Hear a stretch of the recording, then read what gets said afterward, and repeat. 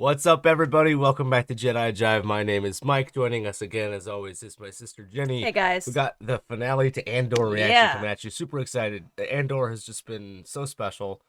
I expected it to be good, but I think it's been a little bit of a sleeper hit for a lot of people that weren't expecting it to be as thematically intense as it has been.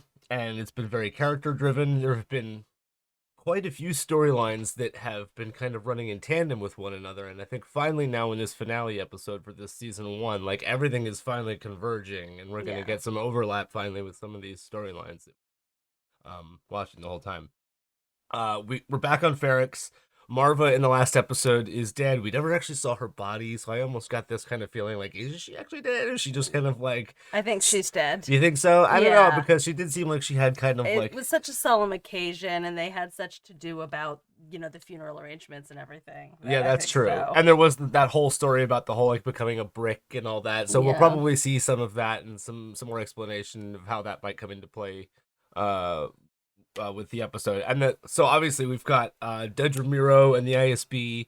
We've got Karn on the sideline trying to like help out and like his obsession on the thing. We got Mon Mothma and her daughter and her husband and Val and the whole Chandrillan and Davos Golden and money laundering, and then there's Clea and the antiquity shop, Saw Gerrera and there's Anto Krieger, like rebellion. There's all of these different things. The mole inside the ISB. Some people think Luthen might be a freaking ex-Jedi because he's got kyber crystals and like lasers that look like lightsabers coming out of his ship, and he's just overall a badass, like fearless kind of guy who's got like kind of a lightsaber looking thing on him. Yeah. That's his staff. So it's like, guys, we're prepared for anything. This finale's bound to be fun. We're looking forward to jumping in, and I can't wait to talk about it afterwards. I hope it's a fun one. Let's do it, guys. Her daughter's 13. She'll soon come of age. Don't tell me you're taking proposals. I'm in so much trouble, Val. So do you think Davos Golden's son is appealing or very unappealing? We're gonna find out. Yeah. The one thing I didn't mention in our little pre-discussion is Cassian himself. Ironically, he's like the one character. There's so much going on around him. He's at the epicenter of all of it.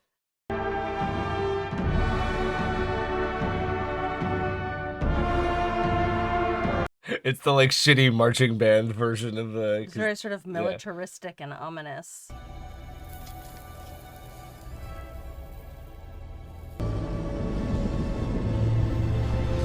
Lambda. There's an officer in there. But well done. She's got death troopers with her. That's sick. Can't be too careful. They're watching Marvus. Could be anywhere. He'd be insane to come back now. I hope you told him that. What are we welding over here? Building. Pipe bomb. That would be my guess on that. Explosive device. I thought you left without me. Cross my mind. She's so cold, Sure. man. Cloris, we'd like privacy, please. Ma'am. What now? You're gambling again. Nonsense. Aaron, please. Who's saying this? Just don't. We'll go back there right now. We'll put it to them. We will not. You can't live without a casino. Fine. You go to Canto Bight and do. Casino Planet. You promised. I've kept my promise. Keep your voice down. Well, you can't hear me. All right. This is people trying to take you down by coming after me. It calls back what she said about how there are spies everywhere, like in the bank, everywhere. Please. She might be a little bit paranoid right now. Where would I get the money?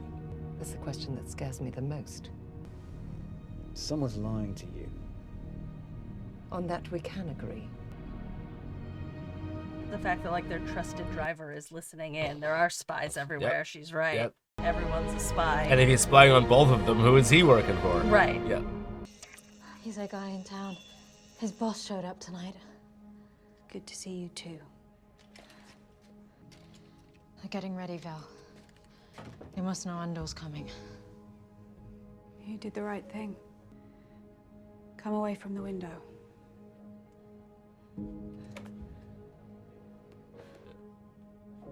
It's like a human toll of like losing her friends too. Like she's right there in front of her and can't even like have a human moment with her. Yeah. Yeah. Anymore?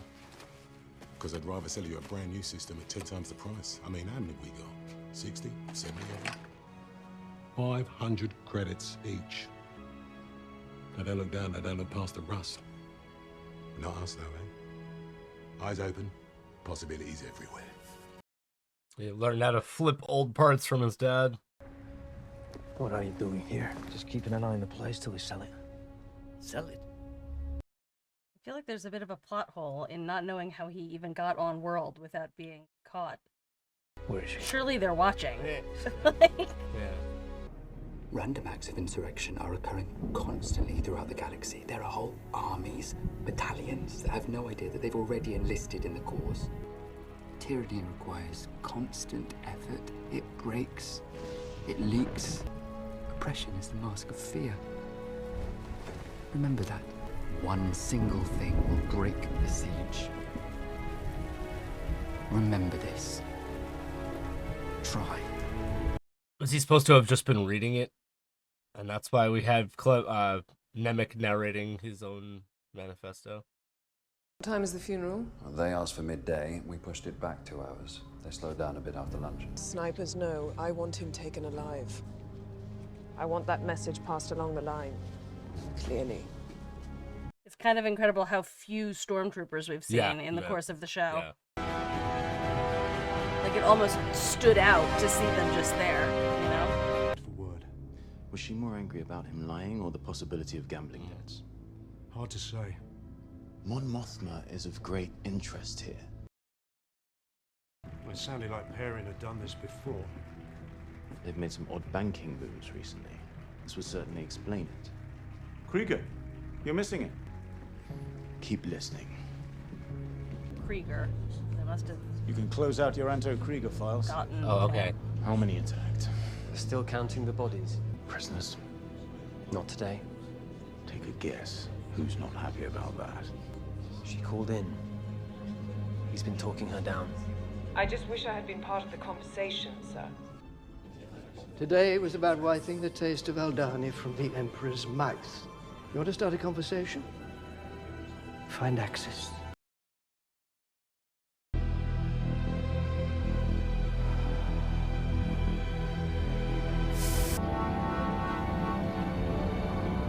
Dude, it's just like, what a badass ship. What a badass little speeder, too. Like, he's just, dude, look at him. What a boss, dude. I'm sorry. Stop. I never should have left that morning. Stop. She told me you'd say all this. Tell him none of this is his fault. It was already burning. He's just the first spark of the fire. Tell him I love him more than anything he could ever do wrong. Vix, we've still got friends in the hotel. She was alive 3 days ago. You can't just leave her there. You're gonna take on a full garrison. A little bit of a rescue mission to get Vix. All right. It's a mosque. Karn. I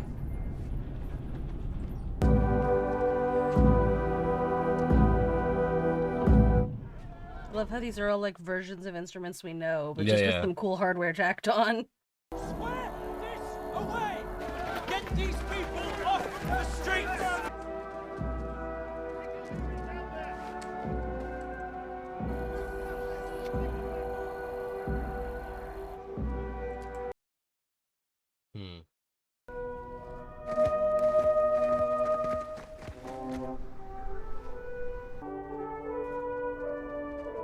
Karn, it's your girlfriend. It's her.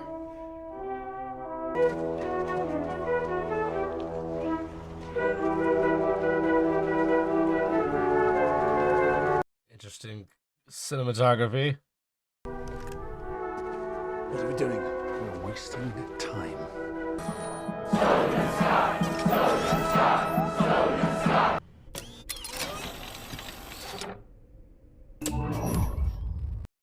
message from Marva. Yeah. My name is Marva Carassi Andor. I'm honored to be a daughter of Ferrix. I was 6, I think. First time I touched a funerary stone. Felt our history. Holding my sister's hand as we walked all the way from Fountain Square. Happened every time. The dead lifted me. And now I'm dead. And I yearn to lift you. It's because I want you to go on. We took their money and ignored them. We kept their engines churning, and the moment they pulled away, we forgot them. Because we had each other. I've been turning away from a truth I wanted not to face. There is a wound that won't heal at the center of the galaxy. There is a darkness reaching like rust. It's here, and it's not visiting anymore. It wants to stay. The Empire is a disease that thrives in darkness. Wow. It is never more alive. How have they not shut her up yet? I know. If I could do it again, I'd wake up early and be fighting these bastards. Yes, let's go. From the start. There you go. Fight the Empire. Oh, yes. Don't mess with Son the of a pet bitch. droid. Let's go. It's a rumble. Now it's riot police, man.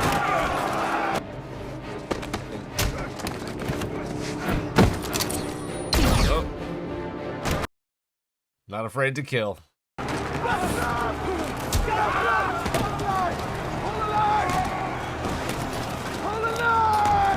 Hey, listen. We gotta get out of here. Marva was here. Wasn't she great? Oh, IED.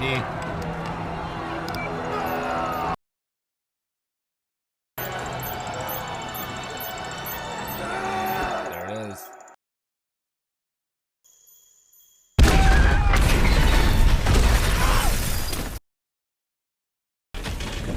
Warzone now, man. Oh, what?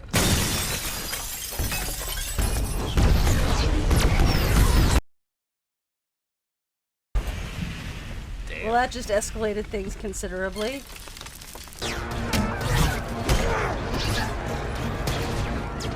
Yo!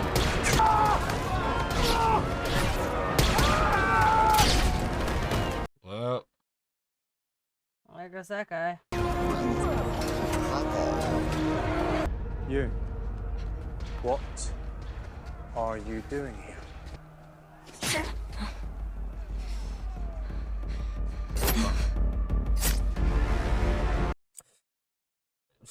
all right.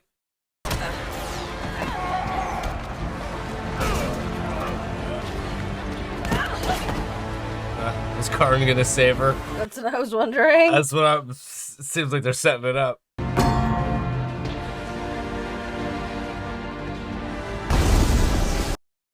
Okay, they're just kind of walking. They're kind out. of casually strolling out of here. Yeah, I mean, this guy's gonna do it to the last. Nice. Yeah.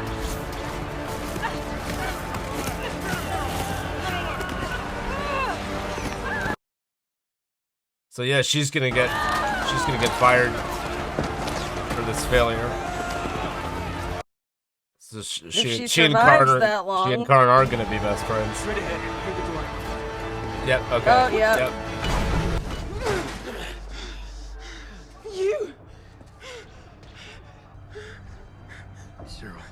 I knew that.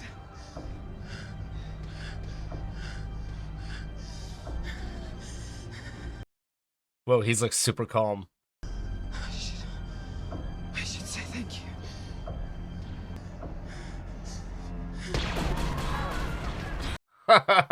That's so funny. He just finally got his moment there to be a hero. I Never got to see you. Take care of Biggs until I get there. I'm counting on you. You always say that. And you always come through. Get them out of here!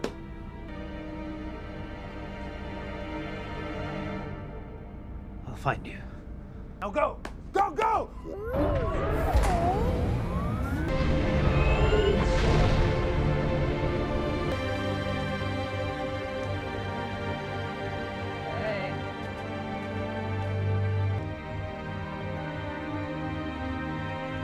She's in front. They're introducing him to Davos Scully's son. Yep.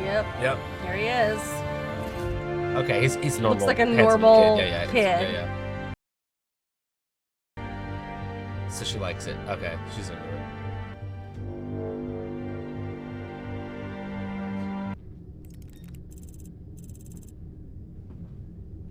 Yep. You came here to kill me, didn't you? You don't make it easy. Kill me. Or take me in.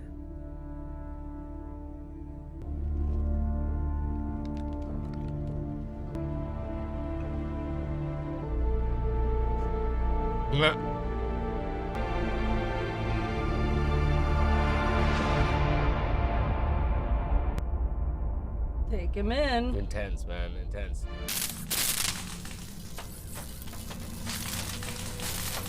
Oh, those things that they were building. They were building in the prison.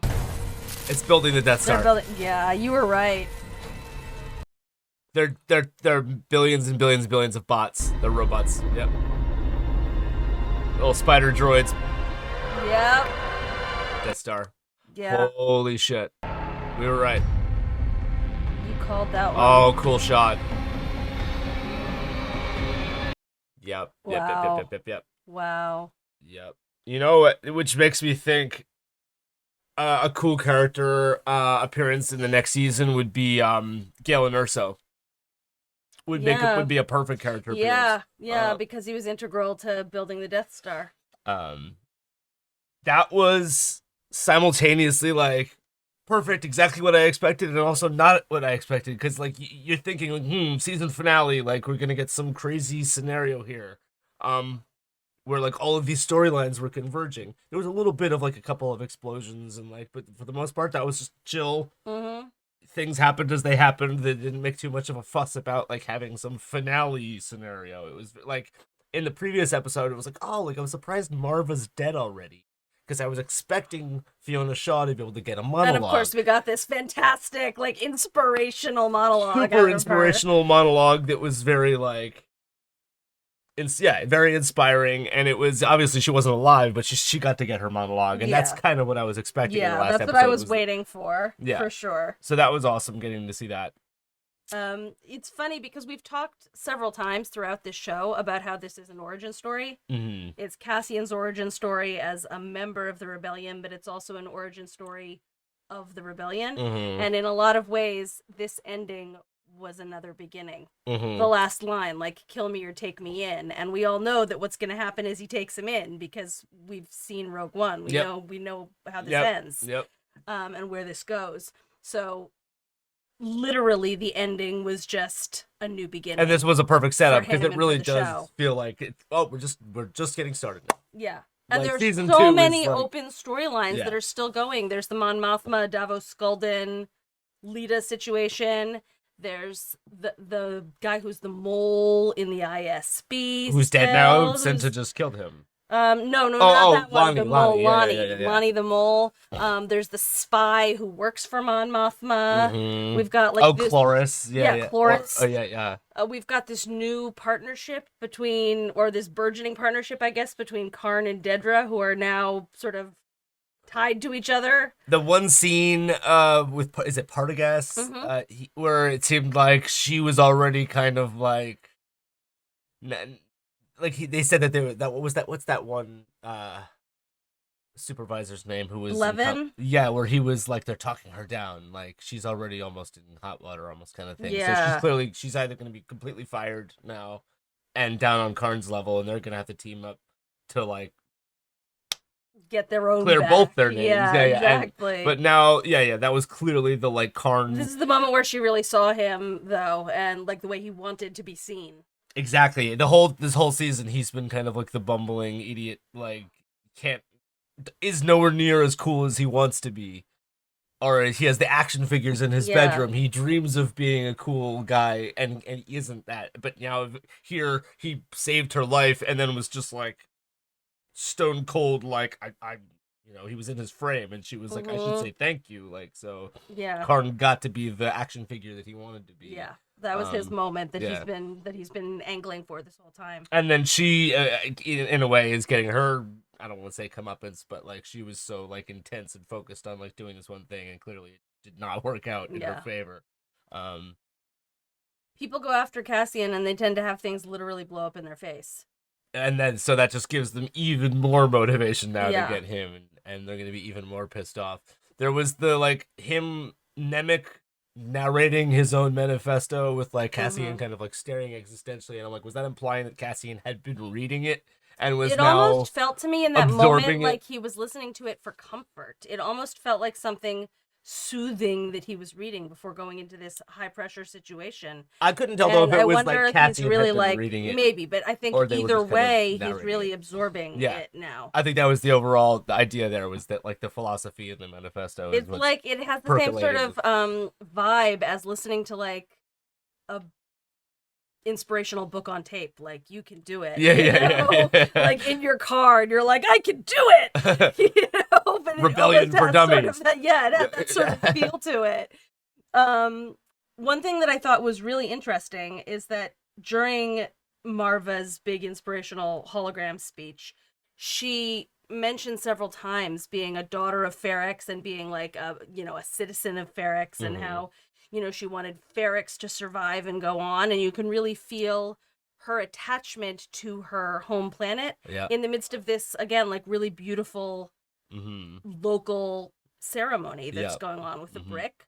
And it struck me that one of the storylines that remains unresolved from this season is where we began, with Cassian looking for his sister. Yes. Because this is not actually his home planet. Yeah. We never came back to that. It served as a setup to get him murdering those two Corpo guys, so that we could have this whole storyline set into action. But it's not nothing. That's still a thing. And, Ferrix is his adopted home, but it's not actually his home planet. And the place that he might have such deep-seated feelings about might be, what was the name of his, one of the last things again? that Marva was talking to him about when they last saw each other was her asking him, just let it go. Like, don't search for your sister anymore. Yeah. Like, so, he might take that to heart. Maybe he will, forget about that. Maybe. Or that could be a central storyline of season 2. Yeah. There's just so many different things that were kind of left open-ended here. It doesn't necessarily seem as important to me now, since Cassian has now kind of, like we said, absorbed some of these philosophies and is part of the rebellion. He's got now. a bigger mission. His than motivations he are different now than they were in the beginning. His motivations extend outside himself at this point into like the rebellion, the larger philosophy behind this movement. And then the last element that was kind of still sort of sidelined there a little bit to some degree was the Mon Mothma stuff, which I kind of wish we had a little bit more of that. To me, every time Mon Mothma would come back, I'd be like, oh, okay, here we go. Like, I know those scenes with her, she's so good. Yeah. Genevieve O'Reilly is so good, and yeah, those scenes really are always fully so juicy and full of like rich subtext. And, Yes. They're always just really like so little is said, but so much is said at the same time. Exactly. With that's what's always good about those scenes, is the amount that they can and say you with really so feel the little, pressures that are coming at her from different angles. She's got so many different walls closing in on her at this point, whether it's like the financial trouble that she's in, the incredible stress of being this high-ranking member of a burgeoning rebellion, her husband who's making things more difficult for her in every way, her daughter, not only with the fact that she's gotten into this Davos Skulden situation, but that her daughter has these like blossoming fundamentalist beliefs that are going on. She has a lot of different pressures on her, and she's having to navigate with this like completely calm, collected face so that she doesn't make more waves than she absolutely has to. Yeah. And I mean, she's rock star. Yeah. She's so amazing. And But, our question in the last episode was like, how much is Lita like actually into the syndrome and stuff, and how much is she just like sticking it to her mom? And I think it's clear now. It's like she's sticking it to her mom. Yeah. That's really what she's doing, and that her dad and her are kind of similar, and she's resents her mom for caring more about the cause than her own daughter, essentially, Yeah. and is sort of just like, I know my mom hates this, so of course I love it. Yeah. It's rubbing it in her mom's face. Regardless, that has been like definitely one of my favorite storylines in this whole season is the Mon Mothma stuff. I just have been like so excited to watch that every time. Yeah, and that's definitely a storyline that has to evolve more, because even in Rogue One, for instance, Mon Mothma's like not a completely different person, but she's obviously evolved into like Things have way happened more... since then. Yeah. So it's like there's gonna have to be something in the next season regarding Perrin and Lita that's gonna either they're gonna have a major falling out or something. Yeah. People are gonna die. That's another thing that kind of went like they showed again here. Cassian, when he like tackled somebody and just immediately shot him in the chest, like immediate death. Not even like I'm gonna like put you out and put you to sleep kind of thing. Just like he is not afraid to kill people. So I mean, in this show, it's like they're not hiding. They're like, this is wartime. This is war zone. Mm-hmm. People die. They showed that one guy that was his little The guy on the back call, alley yeah. guy that got shot and just dead, and B was looking at him dead on the ground there, and it was like more of that human toll, which also brings me full circle back to the Vel and Cinta stuff. Yeah. Actually had a little bit of that too, where it was like they were showing the look on Vel's face. You could tell where it was like she was like yearning for the human moment. Yeah. And wasn't getting it because they were too focused on their mission or whatever, or Cinta was too laser focused on like the task at hand, where it was like, yeah, in you theory, could tell those Vel two are was in like, a relationship. what with are we each fighting other, for if but- not our humanity? Right, but they're having trouble being like people with each Yeah, other. and They're, you could tell- Cinta's so on mission.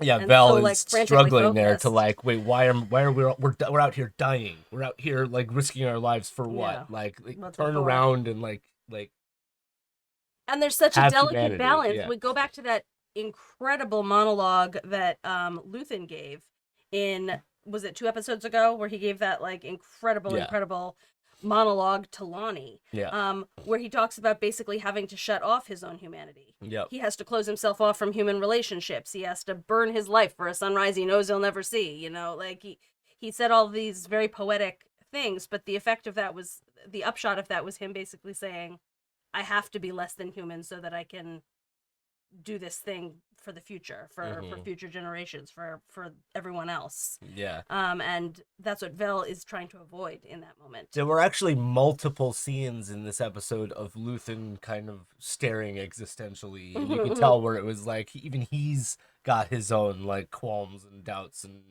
like Yeah. what is this really all about? Like you could tell there was a lot of that pensive, just like he's thinking. I also think he actually heard and was affected by what Marva said. Yeah, and he ultimately like doesn't kill Cassian. She's at the the end real there. deal. She's not brokering huge, cataclysmic events the way Luthen is. She's not like planning the raid on Aldhani. She's not moving around hundreds of thousands of credits. Yeah. She's just contributing in her own little way. It's what Nemec was talking about. I was going to say Marva and Nemec are actually like two very random similar. acts of insurrection was Yeah. a great phrase that he said in his little manifesto. But these small acts of rebellion, that's where it's at, because it's the cumulative effect of those that create a movement out of this ragtag sort of thing that's been going on. Yeah, it's true. Yeah. And other than that, is that pretty much it? There was, we kind of predicted, or I was kind of predicting that, like, I knew Marva was gonna die, but I was like, oh, I think like Bix is gonna die too, and Bix is obviously alive. So Yeah, and they've set up a crew of potential allies for next season. You've got Bix and Brasso and the pipe bomb kid, and that B, pilot the droid. lady with the droid on the spaceship going out of What there. do you think? You think B is gonna end up becoming K2SO? Do you think? I have no idea. I think it's honestly, I have no prognostication about that, but like, we'll see what happens. That's like a B really made cool it through character. the season alive. Yeah. And it's kind of like it's like a connection to Marva. It's a connection to Ferrix. It's a connection to Cassian's childhood. Yeah. So I don't know. I think it would be. I think that would be an interesting movie. But it's I also would kind of a accept that if cute droid, the way that R2D2 is a cute droid. But it Like, also that has droid that itself like has it crowd seems appeal, older and kind of crappy technology, and it would need to get upgraded kind of Yeah. like situation where even there, B got kind of screwed up physically. Yeah, and when you in could the tell street they beat him up a scuffle. little bit, so there might be an incentive to like let's upgrade your hardware. Yeah, like, it could happen. I It think could that happen. makes sense too. There's also Melshi, who's out there, who went his own way, but we know he's coming back for and gonna- Rogue One, so Yep. he might re-enter the picture Yep. next season. And like you said, there could be other. We know that the Death Star is, coming along now, so there could be other like Rogue One cameos. that come back Exactly. next Yeah, I think that season. little Death Star tease at the end there to me is a confident sign that some of those larger cameo characters that I mentioned. I do want to address that it's like I don't need cameos. I love that they Right. never mentioned they say "May the Force be with you" maybe once or twice in this season. Somebody said it. Maybe I don't know. I could Maybe be- I don't know. I can't didn't really if it remember. happened, I didn't. But there's notice no it. like there's a kyber crystal that Luthen gives him, but there's really no mention Yeah. of the Force or Jedi or any of that. And we didn't need any of it. We had 12 episodes of Star Wars Yeah. television where we didn't see a single Jedi or lightsaber or Darth Vader or somebody getting force choked or any Or of that. hardly even stormtroopers. Yeah, Baby Yoda, whatever. Right. We had none of those sort of canonical things that everybody looks for in Star Wars properties, or Yeah. if we had them, they were very, very sparse. One of my favorite things about this show was how it persistently focused on sort of the mundanities of this world, whether it's Yeah. like what a coffee shop looks like in this universe, Yeah, or a yeah. payphone, or Yep. just these little Mhm. details of like what everyday life in this universe looks like when you're not constantly fighting against the Empire. Yeah. What is the stuff that you just like do every day? Yeah. And the environment was rich with those details throughout every single episode, and to me that kind of took the place of these big canonical figures and events that we expect to see. Usually we rely on like stormtroopers to be our through line, or lightsabers, whatever it is. We rely on those things to sort of keep us anchored Mhm. to the universe, but this kept us anchored with like very everyday objects and everyday situations. And I just found that fascinating and really like lush and rich and such a wonderful aspect of this show Yeah. in general. And I appreciate how open-ended the ending is here, where it's not nothing is wrapped up. Everything is just starting. Yeah. It's a very almost like this whole season is a pilot. Right. For what comes next. For That's what what I'm saying. comes The next. ending is another beginning. Yeah. I mean, effectively, that's what you're doing with these streaming shows anyway, is that you're getting like a 4 or 5, 6 hour movie and breaking it up into 8, 9, 10, 12 episodes or whatever. And we're having to wait 4, 5, 6 weeks to see this long movie. But Right. this format to me is so much better. Like 2-hour movies are great and all, but imagine having to fit all of that into like a tiny little space. Here you let it give it room to breathe, and we can get into these human moments. We can get into these character assessments. We can get into These all of environmental details. you have time Yeah. to not be in a hurry to do stuff, and we're right down to the finale here. We're not in a hurry to like bust lightsabers out. We're just here to like tell a story. It's a prequel, but there's more prequel to come. Yeah. There's the whole second season of this coming. Indeed, I'm glad that we know that that's happening, and that's not up for in question whether or not there's going to be a season 2 or Yeah. anything like that. We're comfortable that that's happening, and we get to enjoy it when it comes. And guys, I'm excited for everything.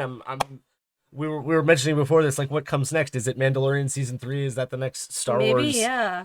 Item that's coming out? I'm gonna have to double check on all that. But for now, we're wrapping up Andor. It's been great. We've loved watching it. And I can't wait for season 2. Yeah, me too. Guys, let us know what you thought about it in the comments below. Don't forget to like and subscribe. If you want to see fully unedited reactions, go over to patreon.com/JediJive. Consider supporting us. We appreciate you when you do. Until then, we will see you in the next. Peace. Peace.